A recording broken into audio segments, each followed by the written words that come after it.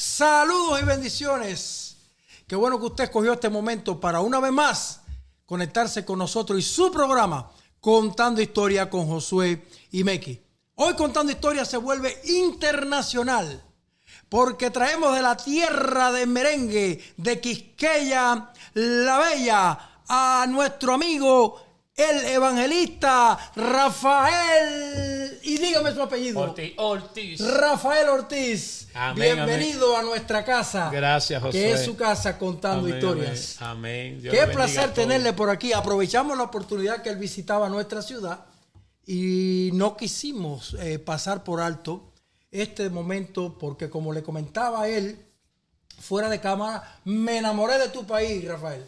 Bueno, hasta ahora todas las personas que yo he visto que han ido a República Dominicana se llevan esa misma impresión. Y es porque el dominicano es muy espontáneo. El dominicano, y más cuando un dominicano sabe que un extranjero está allá, todavía muestra más amabilidad. Y te tratan como que te conocen hace muchos años.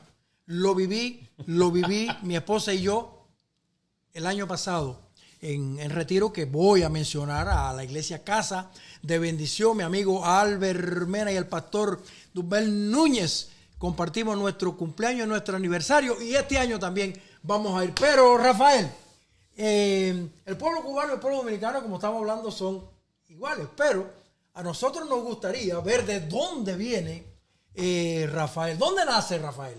Yo nazco ahí mismo en Santo Domingo, en la misma capital, en el año 1970, día de San Rafael, que se celebraba antes de yo nacer, claro. Por ahí viene, ahí te pusieron el nombre por eso. Sí, me pusieron Rafael, que cuando el tirano Rafael Leonidas Trujillo, esa era su fecha de nacimiento. Y a todo el que nacía en esa fecha le ponían Rafael. Y si es una mujer, le ponen Rafaela. Ahora, es interesante, cuando visité Santo Domingo me di cuenta que las culturas son parecidas. Pero cuéntame un poco de tu niñez, el barrio donde naciste, el lugar, las costumbres cuando niño. Wow, en verdad, Josué, voy a hacer un esfuerzo porque cada vez que me han hecho entrevistas y hablo de mi niñez, casi siempre termino con palabras entrecortadas, porque tú bien sabes que antes nuestros padres tenían una forma de criarte de que eran muy poco afectivos, o sea, demostraban muy poco amor. Sí, te querían, pero no te lo manifestaban. Bueno, mi vida en mi niñez fue, yo no se la deseo a ningún niño, abandonado por mi padre. Wow. Apenas tenía 4 años. Mi mamá tenía que levantarse en la madrugada a vender té y café. Después de las 10 de la mañana iba a lavar ropa por paga, después iba a limpiar en un cabaret. O sea que ella sí salía de un trabajo y entraba en otro para sustentarnos a nosotros, ya que éramos 4. ¿Eran 4? ¿4 varones? 4. Y por la misma necesidad que teníamos, yo tuve que empezar a trabajar desde los 8 años, limpiando zapatos en la calle y lavando carros en la calle. En las esquinas. Mientras los días de Reyes, muchos niños estaban jugando, yo estaba lavando carros por paga. Y esa situación y muchas otras conllevaron a que yo intentara 2 veces a los 12 años. Intenté ahorcarme en el baño 2 veces, porque yo dije, pero si con 12 años yo he pasado tantas cosas, yo no quisiera llegar ni a los 15. Y el Señor pues vio mi condición y nada, el Señor vino justo a tiempo, como dice una canción, y me salvó. Apenas tenía 15 años. Vamos a llegar ahí, pero amén. Es interesante tu niñez, Rafael, es muy interesante, porque hoy podemos verte predicar con ese entusiasmo y con esa fe y con esa decisión de servir al Señor. Pero el recorrido para tú llegar a servir al Señor pasa por una niñez bien difícil. ¿Eso te impidió ir a la escuela o pudiste combinar esa niñez dura y al mismo tiempo poder estudiar? José, esa niñez, esa vida tan dura en mi niñez no me impidió que yo llegara casi hasta la universidad. O sea, ya a mí lo único que me faltaba era inscribirme en la universidad, pero por situaciones económicas no pude entrar a la universidad. Pero desde mi niñez, pues el Señor fue bueno conmigo porque pasé esas situaciones, pero fui como que no me rendía a esa situación. Yo vengo de ser monaguillo. Yo era monaguillo en una iglesia católica. Desde mi niñez siempre he creído desde mi niñez sabía que había un ser supremo, que había alguien que me observaba y alguien que me guiaba, siendo yo apenas un niño de 8, 7 años. Y por eso desde muy niño yo siempre estaba sirviéndole al Señor, aún dentro de la misma iglesia católica como monaguillo. Y yo sí tuve tiempo para estudiar, pero el tiempo que yo estudié fue muy traumático por la sencilla razón que yo tenía una enfermedad que era que botaba un líquido del oído muy hediondo que provocaba náusea. Y en la escuela pues me ponían mi asiento, me lo ponían en la esquina. Mientras todos los niños estaban aquí, yo estaba en una esquina allá. Y cuando la maestra nos llamaba a leer un libro, todos los niños se ponían aquí al lado de la maestra. Cuando iba yo a leer, la maestra me decía, vete para allá. Sufriste en carne propia esa segregación, esa marginación en la escuela. Josué, yo sentí que yo vine a este mundo fue para sufrir. Alabado. Fue... y estamos hablando de 8 años, 10 años. Ya a los 8, 10 años yo estaba cansado de la vida. Y esa mente infantil, porque de todas maneras estamos hablando de un niño sufriendo todas esas cosas. A tu alrededor, tu madre lidiando con 4. Y el abandono de nuestros padres. Porque no viviste una niñez con un padre presente. Y quizás eso, pues, con todo esto que tú me cuentas, al mismo tiempo pudiera ser que formara en ti una coraza o algo donde si yo sufrí tanto, donde tengo que protegerme, porque me imagino que tuviste ahora se llama bullying. Yo no sé en el tiempo nosotros cómo eso se llamaba, pero sufrimos eso. Yo lo sufrí porque era el aleluya o el cristiano del grupo. Tú lo sufrías por las condiciones que tú nos has comentado aquí. Yo lo sufría, pero en esos tiempos cuando te hacían bullying, tú esperabas que se acabara, saliéramos de la escuela. Y ahí venía la bronca. Y ahí así éramos. Pero los mismos compañeros de la escuela te hacían sí. para que la tú diferencia de ahora. La diferencia ahora. ¿Tus hermanos son mayores que tú o eran menores en ese tiempo?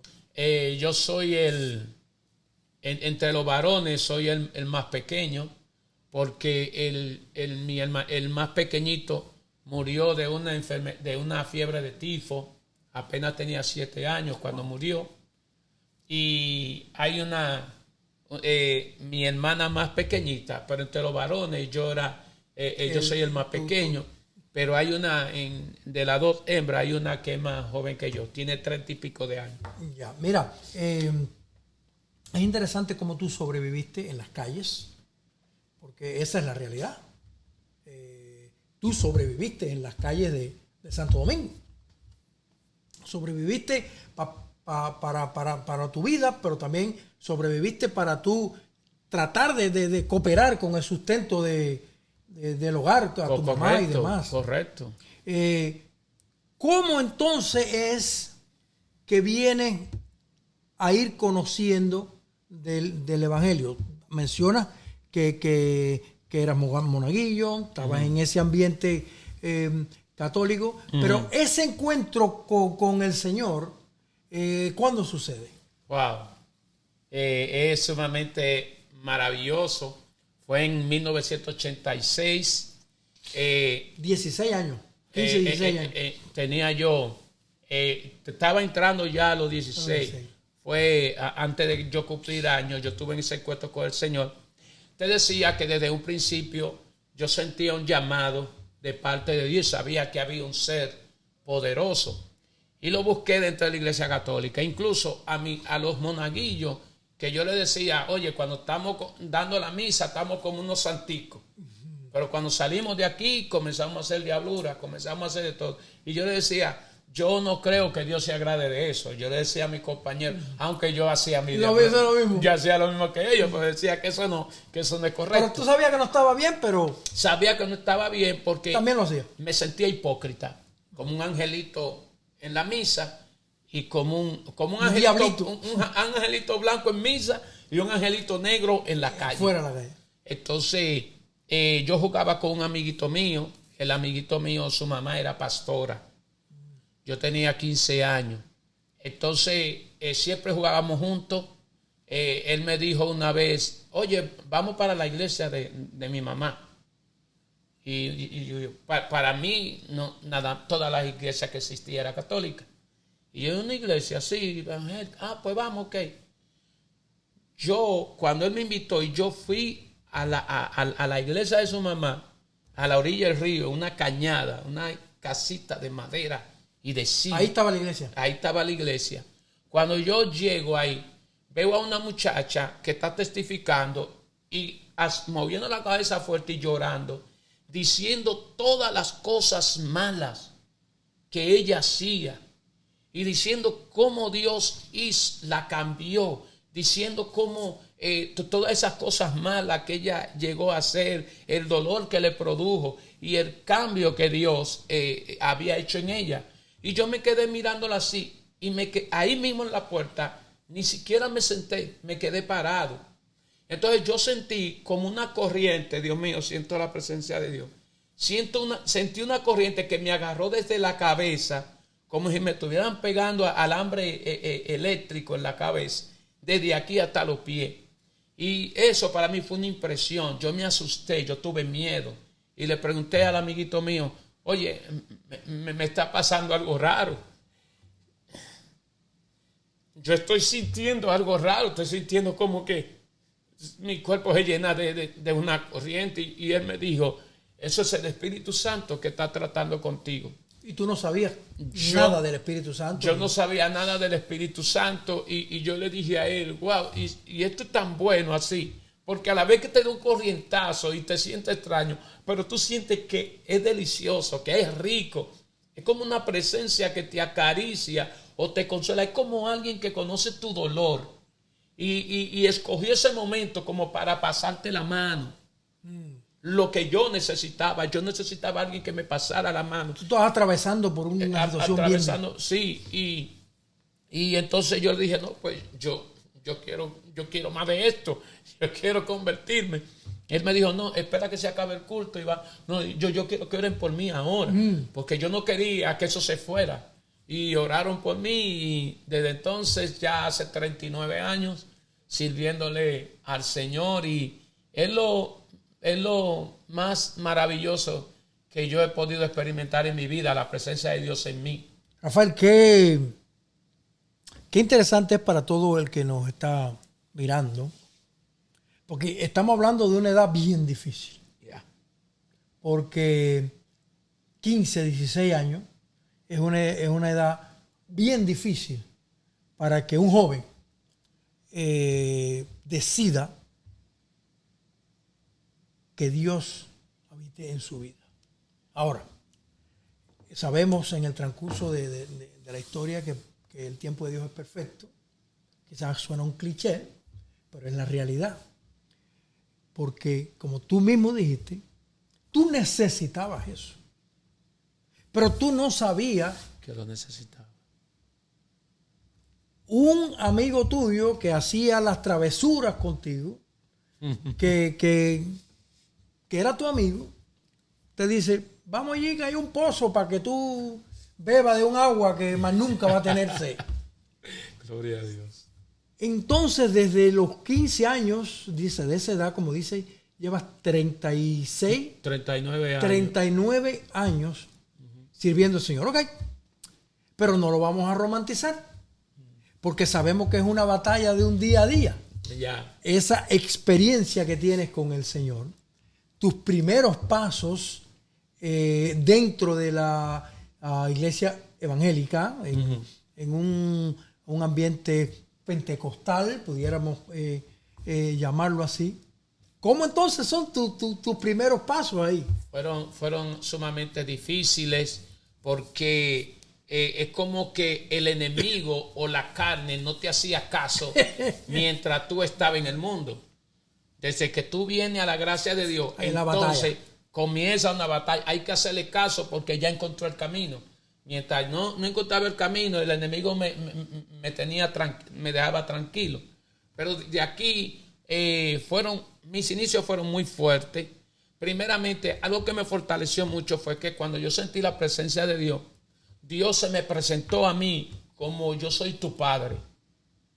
Entonces, cuando Dios me dice, yo soy tu padre, entonces me llegó a la mente que mi padre me había abandonado. Y así es una forma que el Espíritu Santo se presenta delante de mí como mi padre. Y esas cosas fueron como creando una fortaleza en mí, una relación entre el Espíritu Santo y yo, porque Dios sabía los ataques que yo iba a tener. Y por eso, pues, desde un principio Dios comenzó a tratar conmigo de una manera poderosa.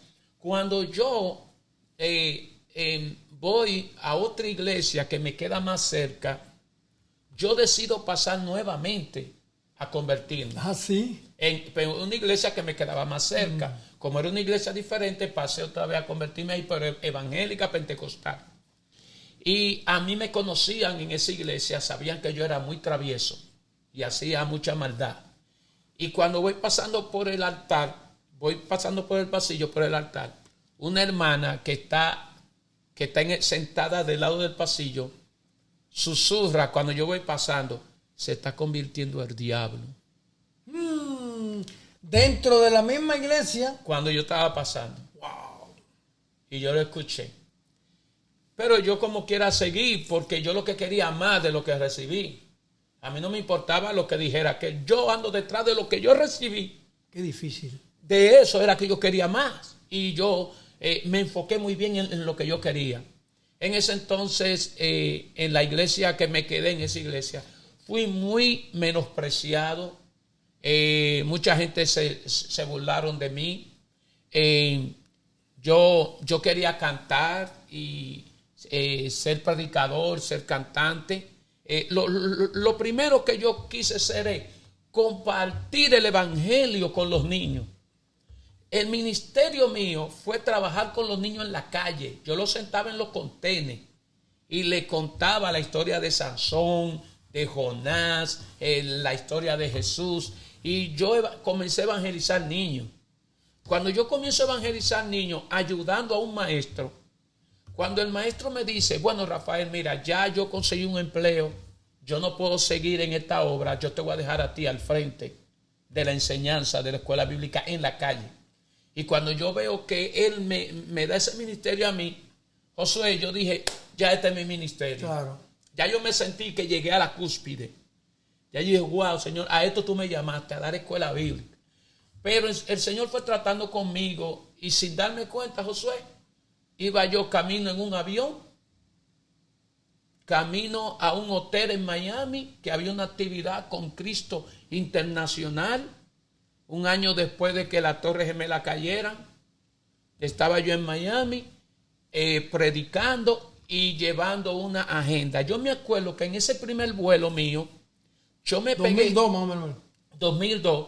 Yo iba pegado de la ventanilla llorando. ¿Primer viaje en avión? Primer viaje. Y yo llorando porque yo decía, Señor, pero ¿cómo va a ser?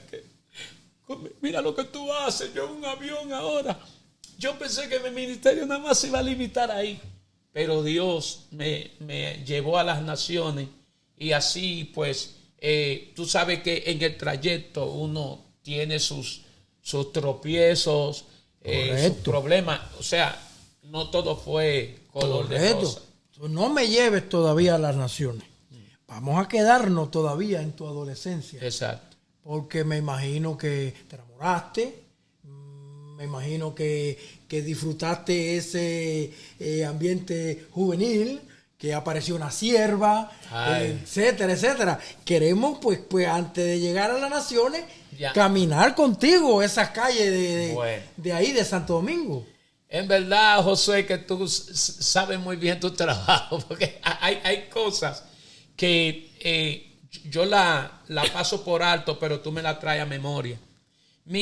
Yo tenía un espíritu de inferioridad por todas las cosas que yo había pasado. Yo tenía un espíritu de inferioridad, yo tenía un perfil bajo.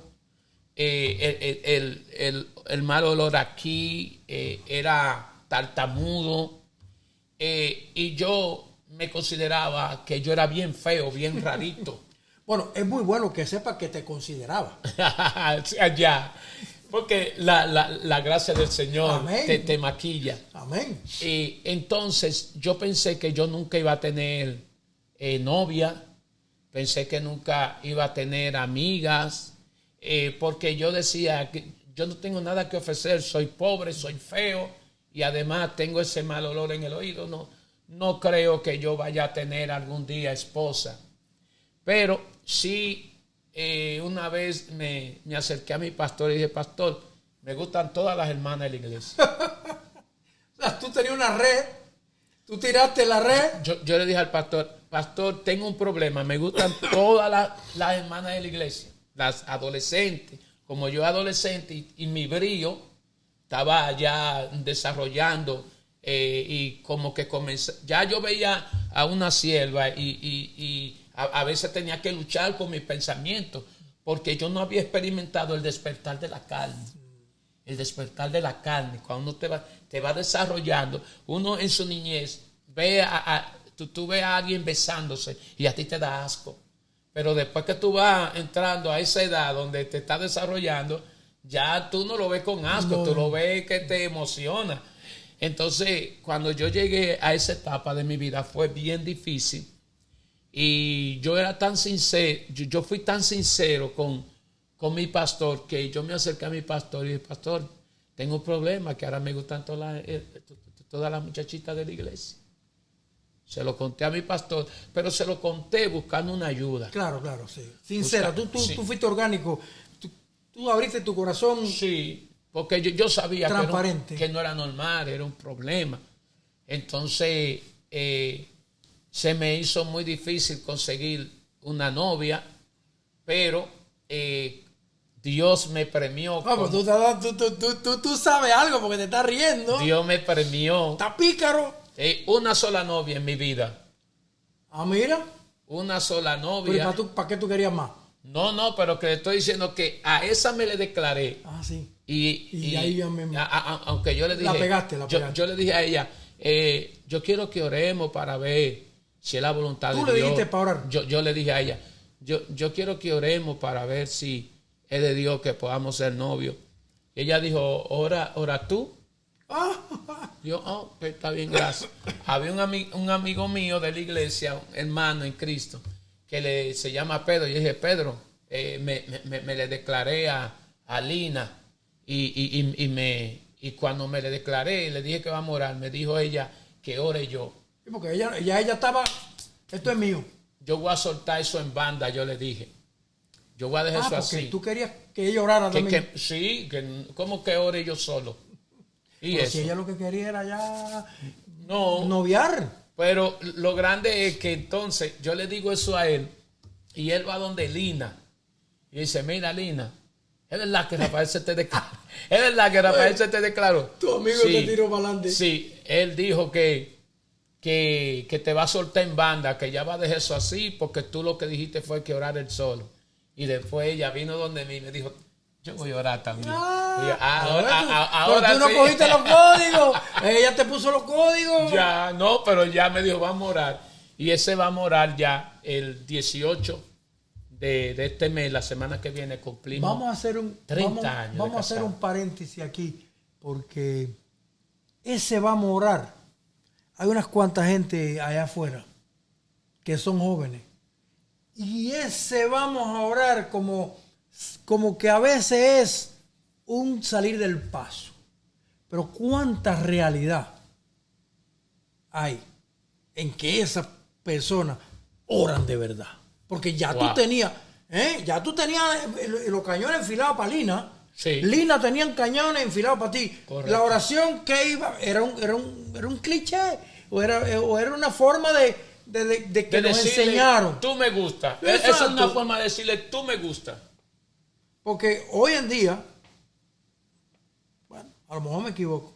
Pero Suéltalo. Pero está bien difícil que dos enamorados digan, espérate un momentico, vamos a orar. Está bien difícil que ahora... Bien difícil. Que en realidad oren, ¿verdad? Porque pues, no malinterpreten. Yo pienso, y quizás Rafael también piensa, que sí hay que buscar la voluntad del Señor en todo. Pero los ojos te delatan. La sonrisa te delata. La mirada aquella que te delata. Entonces, Señor, voy a orar, pero que sea Lina. Tú llegaste a estar ahí porque tú, a quien tú querías, era Lina. Sí. Y fue Lina. Uh-huh. Orando o como quiera. Sí. Entonces, vemos la voluntad de Dios a través de un deseo de ambos. Que quizás tú, como te criaste en aquel inferioridad, de momento pues te sentías, ¿cómo le digo? ¿Cómo le hablo? Como no sé, cómo me llevo a ella. Pero te llenaste de valor, ¿no? Sí, lo saqué con todo y las frustraciones y mi bajo perfil y una autoestima baja. Yo me repuse a todo eso y creí que le podía gustar. Yo eché todo eso a un lado. Bien. Y me enfoqué en que le podía gustar. Bien. Porque sabes lo difícil que hubiera sido para ti que ella te rechazara. Eso hubiera sido un golpe bajo grande. Fuerte. Entonces eso iba a confirmar el pensamiento que yo siempre he tenido de que yo no iba a tener nunca esposa, porque yo ni siquiera amigo ni amiga tenía. Wow. Aún dentro de la iglesia. Entonces, Dios te salvó, Dios trató contigo y ya Dios también estaba trabajando en la que sería tu compañera en el camino. Amén. ¿Qué tiempo ya ha pasado de eso? Bueno, si calculamos los 30 de casados que los cumplimos y los 3 años de noviazgo, los 2 años que duramos como amigos, son 35 años con ella. 2 años de amigo, 3 de novio y 30 de casado. 35 años con ella. Qué bendición. Yo voy a cumplir 30 años de casado también. Ah, qué bueno. Pero creo que yo fui novio de mi esposa como 6 meses. Una cosa así. Pero no es la historia mía. Es la historia tuya. ¿Tienen hijos? El Señor no nos ha dado, a pesar de que ni ella ni yo somos estériles, gracias al Señor, Dios no nos ha dado hijos. Y en verdad sí quería tenerlo, pero no para ser feliz, porque yo comencé a ser feliz desde aquella noche. Desde aquella noche. Yeah. Y ella ha sido en tu ministerio, me imagino que ha estado contigo ahí. Una columna. Y es prácticamente casi imposible poder sostener un ministerio si no tienes una ayuda idónea, de verdad. Ella me ha dado cátedra. Mi esposa me ha dado cátedra de lo que es serle fiel a Dios, de lo que es responsabilidad. Si mi ministerio ha llegado hasta acá, es gracias a ella. Y en oración yo le pido al Señor, yo quiero tener el mismo carácter de mi esposa. Wow, pero alégrate porque es un complemento. Es un complemento. Yo te lo digo por experiencia mía. Hay una frase que todos los esposos, yo creo que hemos escuchado en la vida, Y es esa frase que uno no quiere escuchar, te lo dije. Rafael, yo te lo dije. Ya. ¿Has experimentado eso también? Lo he experimentado y lo he experimentado tanto que cuando yo he visto que le ha pasado a otro y se lo voy a ir a decir, algo me dice, acuérdate que a ti no te gustó que te dijeran, te lo dije. Entonces yo me guardo eso. Es una frase. Porque ya el castigo ya no tiene sentido decirlo. Ya no tiene sentido. Ya las consecuencias de lo bueno o de lo malo sucedieron. Está ahí. Wow. ¿Cuándo empiezas entonces como evangelista? Empiezo como evangelista como en el 2000. En el 2000. Un poquito antes de ese viaje a Miami. Sí, un poquito antes de ese viaje a Miami. Comencé predicando en las calles, con bocina y todo eso.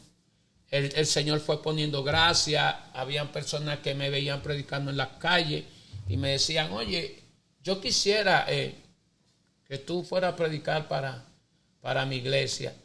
Entonces, ¿cómo yo te localizo? Contacto. Dame el número de teléfono de tu pastor. Antes preguntaban por el número de teléfono de tu pastor. No preguntaban por el tuyo. Entonces ellos llamaban al pastor y decían, pastor, mire, hay un muchacho de su iglesia, Rafael Ortiz, ¿él se congrega allá? Sí, él se congrega aquí. ¿Él está en plena comunión? Sí. Nosotros queremos invitarle, ¿usted nos da el permiso? Entonces el pastor le decía sí o no. Hasta cierto punto uno pudiera pensar que es algo un poco rígido, pero hasta cierto punto yo pienso que es sabio.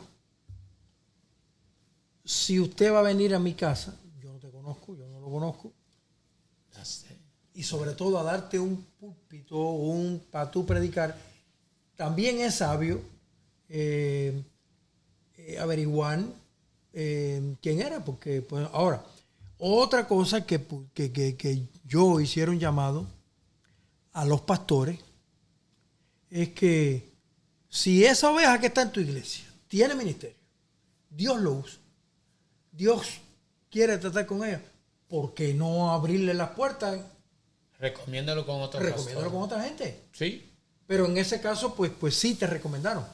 Bueno, en ese caso, sí, me recomendaron, pero nunca he tenido la suerte, yo he tenido 3 pastores, nunca he tenido la suerte de que un pastor me promueva. A mí prácticamente quien me ha promovido es el Señor, porque yo empiezo predicando en las calles.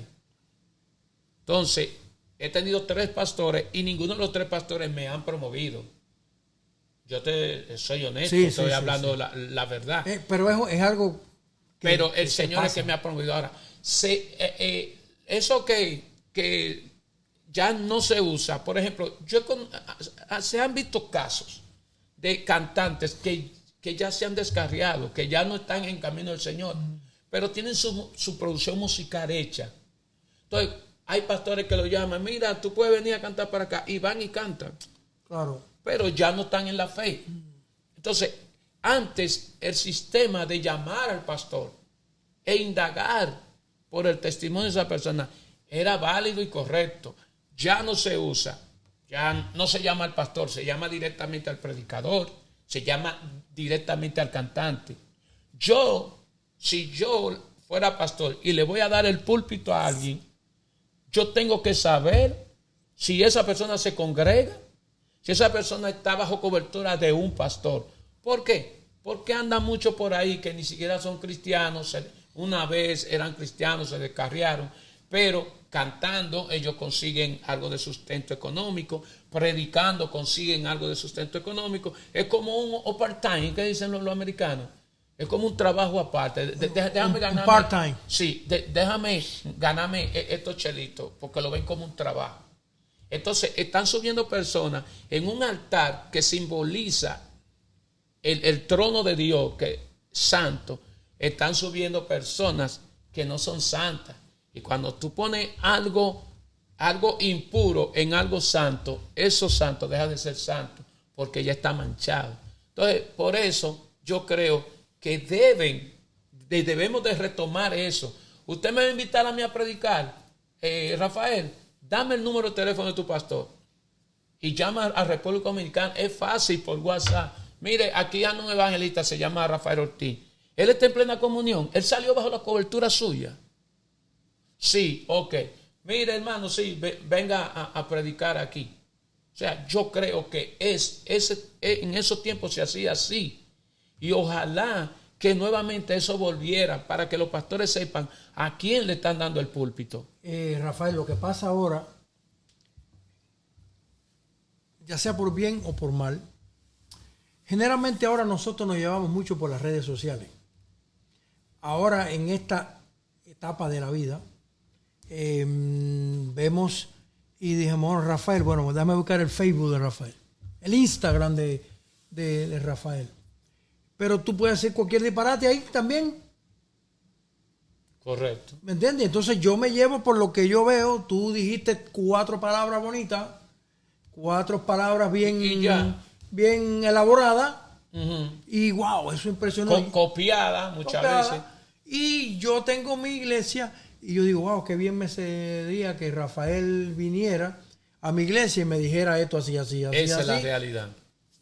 Es una realidad que se vive ahora. Y luego yo quiero invitar a amigo Pedro, porque sin querer y sin planificar, ¿no?, caímos en un tema que yo quiero debatir. Un tema que yo quiero debatir hoy en día, pero eso será para un próximo programa. Entonces, wow, estamos hablando de más de 20 y pico años. Sí. Sirviendo al Señor. En el ministerio, 25 años, fue por ahí por el 2002, yo fui a un instituto bíblico, estudié homilética, hermenéutica, en ese tiempo, gloria a Dios, y de las cosas buenas que me pasaron en mi niñez, algo breve, no importa. Fue que mi mamá, el cabaret que ella limpiaba, suapiaba y desinfectaba, el dueño del cabaret se enamoró de mi mamá. Y mi mamá le dijo, yo tengo 4 muchachos. Yo digo, no me importa. Y nos mudaron. Él mudó a mi mamá, a mí. Mi mamá que lo que quería era tener techo y traste en la cocina. Tener su olla, su estufa, o su anafe, que era con carbón en ese entonces. ¿Tienes el privilegio de tenerla viva todavía? Sí, mi mamá está viva. Mi padrastro, que para mí fue mi verdadero papá, porque él llegó a un punto que hasta mi mamá le pidió, por favor, declárame a mis hijos, porque ellos son bastardos. Ellos tienen un solo apellido. Para mi mamá era importantísimo que sus hijos tuvieran 2 apellidos. Y le pidió a él, yo te quiero pedir un gran favor. Yo quiero que tú me declares a mis hijos y le des tu apellido. Entonces ahí es que viene Rafael Ortiz. Yo era Rafael Batista. Nada más tenía ese solo apellido. Y por ahí fue que comenzó Dios a ir acomodando el terreno. ¿Y tu mamá en el proceso también conoció al Señor? Ella conoció al Señor cuando mi hermanito de 7 años murió de fiebre de tifo. Ella fue a buscar refugio en Dios. La mayoría de nosotros buscamos a Dios por un momento de crisis que pasamos. Interesante.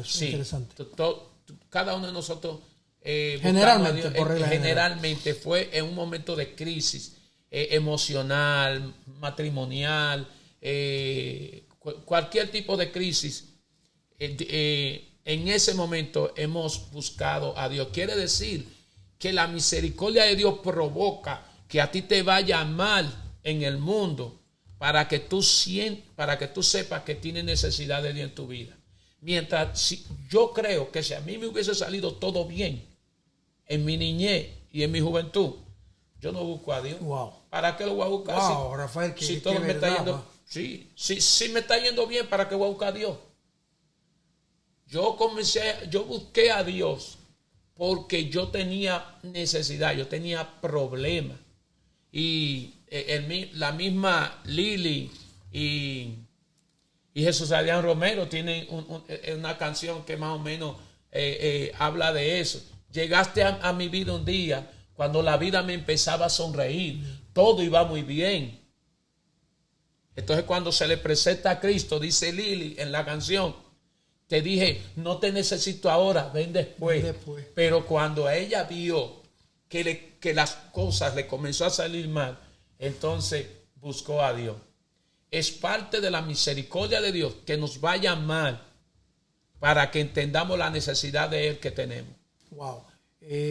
Yo pienso que en un mundo hoy tan rápido, porque vivimos en un mundo muy, muy rápido. Hoy la vida de nosotros prácticamente es una vida de microondas, de microwave. Sí. Todas las cosas las queremos así. Si a veces el internet no está muy, muy bueno, pues que decimos, bro, este teléfono que no. Entonces, a veces Dios permite cosas en nuestra vida para que paremos. Ya. Correcto. Porque corremos tanto que dejamos atrás a Dios. Uh-huh. Y a veces suceden cosas en nuestra vida permitidas por Dios, porque es un tema un poquito delicado. Hay una línea fina en que Dios te mandó esto, Dios permitió en tu vida ciertas cosas. Y ese testimonio tuyo es una gran verdad. Y me imagino que tu mensaje de hoy en día de todas maneras sigue siendo prácticamente el mismo. Dios el mismo llega a tu vida. El mensaje sigue siendo el mismo. No hay por qué cambiar el mensaje porque el mensaje está en la Biblia. Y ese es el mensaje que se tiene que predicar. No hay por qué variarlo. Porque la Biblia no es como un periódico que se actualiza por día. La Biblia siempre está actualizada. La Biblia está tan actualizada. No hay que upgrade, no hay que... Exacto, que hay descubrimientos que ellos se dieron cuenta ahora y ya la Biblia lo dijo. Colón pensaba que la tierra era plana y tenían temor de ir más allá para no caer en el vacío. Sin embargo, la Biblia ya hace rato decía el círculo de la tierra. Entonces, la Biblia se tiene que predicar tal y como es. Porque el mensaje sigue siendo el mismo. Quizás las estrategias puedan cambiar. Ahora, yo lo que creo en el mensaje de la santidad. Uh-huh. Explícame eso. El mensaje de la santidad es como que es el mensaje que yo siempre predico. Y yo estaba predicando en una campaña y el sábado yo estaba hablando sobre la santidad conviene a la casa. Y es que si nosotros vamos a Deuteronomio 28, Dios habla de las bendiciones que tiene para Israel. Pero en los versículos que están arriba, primero te habla de la santidad. Es aquí que si oyere la voz de Dios. Es aquí que si se te somete a Dios. Es aquí que si tú andas conforme a la palabra de Dios, te seguirán todas estas bendiciones. Las promesas son condicionadas. Condicionadas. Y hay que saber que la bendición no necesariamente es dinero. Uh-huh. El dinero es añadidura. La Biblia enfoca el dinero como añadidura, no como bendición. Porque cuando Jacob sale huyendo con la bendición, Jacob no se llevó nada. ¿Quién se quedó con la riqueza? Esaú. Esaú se quedó con la riqueza y Jacob se fue con la bendición. O sea, Esaú se quedó con todo lo material. Jacob se quedó sin nada material en su mano. Entonces, la bendición no necesariamente es lo material. La palabra llama a lo material, dinero, casa, carro, cuenta bancaria, le dice añadidura. Añadidura. La verdadera bendición es tú tener a Dios en tu corazón. Y por eso es que yo, desde que conocí al Señor, yo he sido feliz y he pasado hambre. Claro. mi esposa y yo en mi matrimonio pasamos muchísima hambre, que es una de las cosas por las que yo amo tanto a esta mujer, que no me hizo como hizo la mujer de Job cuando vio al marido que entró en una crisis económica y que todo le estaba saliendo mal. ¿Qué hizo esta mujer? Maldice a tu Dios y muérete.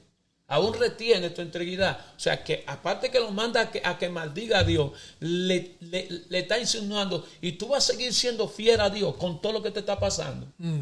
Pero esta esposa que Dios me ha dado, ahí los dos sentados pasamos hambre, comiéndonos, si aparecía un poco de café con pan, nos lo comíamos. Lo dividían.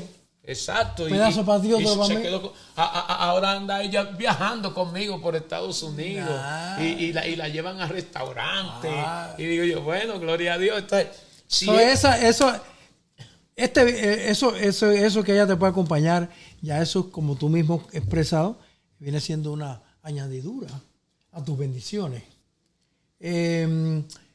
Hermano Rafael, yo en este programa he tocado muy poco, en mis invitados hemos tocado muy poco temas teológicos. Y hoy quizás ha sido un poco la excepción, porque así lo merita la conversación. Yeah. Porque a veces hay una línea muy fina en teología, ¿no? Pero comparto contigo de las promesas condicionadas. Busca primeramente el reino de Dios y su justicia, y después todas las demás cosas serán añadidas. Correcto. Le dicen, nosotros generalmente nos enfocamos en no temas ni desmayes, porque yo voy a estar contigo, como Dios le dijo a Josué, ¿verdad? No te preocupes, yo voy a estar contigo. Pero le dice, fuérzate y sé valiente. Siempre hay una condición. Vamos y al Salmo y decimos, el que habita al abrigo del Altísimo morará bajo la sombra omnipotente. Pero hay que habitar. Entonces no es menos cierto que las promesas del Señor son condicionadas. Son condicionadas. Sé fiel hasta la muerte y yo te daré la corona de la vida, etcétera, etcétera. Aunque haya diferentes tendencias teológicas con respecto a cada cosa, a cada situación que la persona tenga. Mira, familia, de todas maneras, busca primeramente el reino de Dios y su justicia. Preocúpate por eso. Sí. Y las demás cosas van a ser añadidas. Así ha sido tu vida. Sí. En esa fe, en esa confianza, en ese rendimiento al Señor. Josué, Dios me ha dado cosas que yo no le pedí. Amén. Dios me ha dado cosas que yo no le pedí. Porque cuando dice busca primeramente el reino de Dios y su justicia y las demás cosas serán añadidas, ¿quién es que la va a añadir? Él. Entonces él te está diciendo, preocúpate por ser santo, preocúpate por buscar el reino y las añadiduras, la buena cuenta bancaria, el buen carro. Pero eso nos gusta. La buena economía. Esa parte nos gusta. Sí. Y es necesaria. Y es necesaria. No piense que estamos diciendo que es malo. No, es buena. Y Dios la da. Y Dios la da. Pero Dios lo que está diciendo es que tú tienes que enfocarte bien en las prioridades. Tu prioridad debe ser buscar a Dios. La prioridad de Dios no invertirla. La prioridad de Dios es honrarte. Honra a tu padre y tu padre te honrará a ti. Ahora, dirá alguien, y entonces Dios no nos da, si estamos en pecado, aún estando mal delante de Dios, Dios nunca deja de proveernos. Pero, ¿qué hace Dios? Te mantiene del pan nuestro de cada día. Te da un pan por cada día para que mañana tenga que pedir el de mañana. El de mañana. Hay gente que Dios le puede dar un saco de pan porque sabe que no va a dejar de buscar a Dios aunque tenga un saco de pan. Wow. Habemos algunos que Dios tiene que darnos el pan de hoy. Diario. Un pan por día para entonces nosotros al otro día, Señor, ¿y el pan de hoy dónde está? Porque si me da la fundota de pan, la bolsa de pan grandísima, quizás mientras me quede pan, yo no busco a Dios. Y el salmista lo dijo. El salmista dijo, no me dé pobreza porque puede que te maldiga. pero tampoco me des riqueza, porque puede que me olvide de ti. Lo que está diciendo es eso, si tú me das abundancia, es posible que yo me olvide de ti. Entonces, hay gente que Dios lo tiene que mantener en escasez para que se puedan salvar. Porque si le den abundancia, se olvida de Dios. Amén. Y esa es la realidad. Amén, amén. Qué interesante conversar con alguien que no es de mi país. Que de repente tú no lo sabes, pero yo soy nacido y criado bajo un pastorado. Soy hijo de pastor rebelde. Hijo de pastor rebelde. Sí, Josué. claro, sí. Yo no, mi vida como hijo de pastor no ayudó mucho a mi papá. Le sacaste canas. Sí, y calvicie, y los hígados, y etcétera, etcétera. Ay, Jehová. Pero la historia de uno y la realidad de uno está ahí. Esa no, nosotros no la podemos quitar. Y llevamos en nuestro cuerpo las cicatrices de donde Dios nos ha sacado. Amén. Y ese es el testimonio que podemos dar en el día de hoy. Tú vienes de ser abandonado por tu padre. Tú vienes de sentirte menospreciado en tu niñez por diferentes circunstancias. En la escuela y todo eso. Tú vienes de intentar por tu vida. Porque tú pensaste que tu vida no tenía propósito, no tenía sentido. Esas son tus cicatrices, Rafael. Y de eso es lo que tú hablas y lo que tú testificas, de dónde Dios te sacó y dónde Dios te tiene en el día de hoy. Ese camino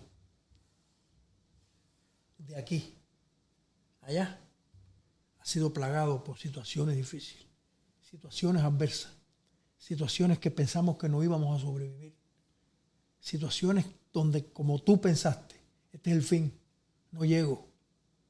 Pero mira donde Dios te tiene hoy.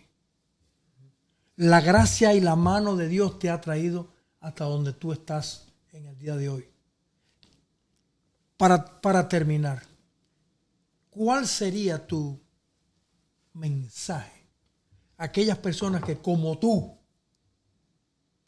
han vivido una niñez dura, una niñez sin una figura paterna o una figura materna? Han vivido con situaciones en su niñez que se sienten menospreciados.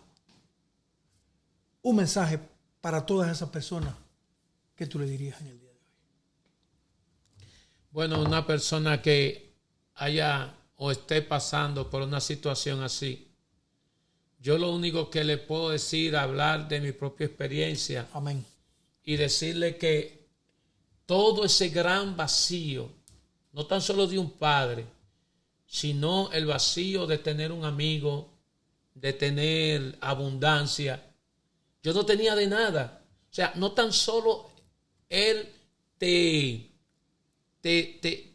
cubre el vacío de la falta de un padre, de una madre, de la falta de tu familia. Para muchos aquí en Estados Unidos que sienten ese vacío porque toda su familia la dejaron en sus países y sienten ese vacío.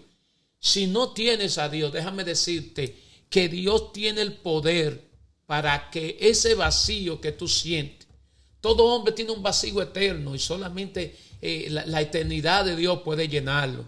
Y esa eternidad de Dios que llene tu vida puede suplir la falta de cualquier amor que tú tengas, la falta de cualquier necesidad. Así que yo lo que les recomiendo es busca refugio en Cristo. Busca refugio en el Señor. ¿Y sabes por qué te digo busca refugio en Él? Porque los que están alrededor tuyo no conocen la magnitud de tu vacío, no conocen la magnitud de tu dolor, pero Dios sí conoce la magnitud de tu dolor. Dios sí conoce la magnitud de su sufrimiento. Así que yo te recomiendo que vaya delante de Él, porque yo sé que así como Él me hizo feliz a mí, está dispuesto a hacerte feliz a ti también. Amén. Rafael, podemos decir a toda esa audiencia, si te tengo a ti, lo tengo todo. Mi amado, mi tesoro, fuera de ti, nada deseo, Señor. ¿Dónde te pueden encontrar la gente? Bueno, tus redes sociales, sí, tu teléfono, si lo puedes dar, sí. ¿dónde te pueden invitar? ¿Dónde podemos encontrar eso para dejarlo aquí en la descripción del video? Bueno, pueden localizarme a través de Josué. Y también tengo el número de teléfono es 809-847-9023. Si se quiere comunicar conmigo, repito, 809-847-9023. Estamos ahí en la República Dominicana a sus órdenes. Déjame decirte que tengo más de 25 años predicando y nunca he pedido una ofrenda. Nunca he puesto cuota al mensaje. Pero no te ha faltado el pan. No me ha faltado. Amén. Porque Cristo predicó y él nunca cobró. Entonces, bástale al discípulo parecerse a su maestro. Si mi maestro no cobró, porque yo tengo que cobrar. Pero siempre Dios va a honrar. Porque por Dios otra parte, persona. El obrero es digno de su salario también. Claro, Dios bendiga tu vida, Rafael. Amén. Dios te qué bendiga, placer, José. qué privilegio tenerte aquí. Es primera vez que Contando Historias sale de Cuba y llega a la República Dominicana. Así que ya usted sabe, pueden contratarnos a nosotros, nuestro canal, al número que el evangelista Rafael nos dejó aquí en esta conversación. Y ya usted sabe, Dios sí puede hacer cosas y sacar agua de donde no hay. Aquí tenemos el testimonio contado por nuestro amigo, el evangelista Rafael Ortiz. Nos vemos en la próxima entrega de Contando Historias con Josué y Meki. Dios bendiga tu vida.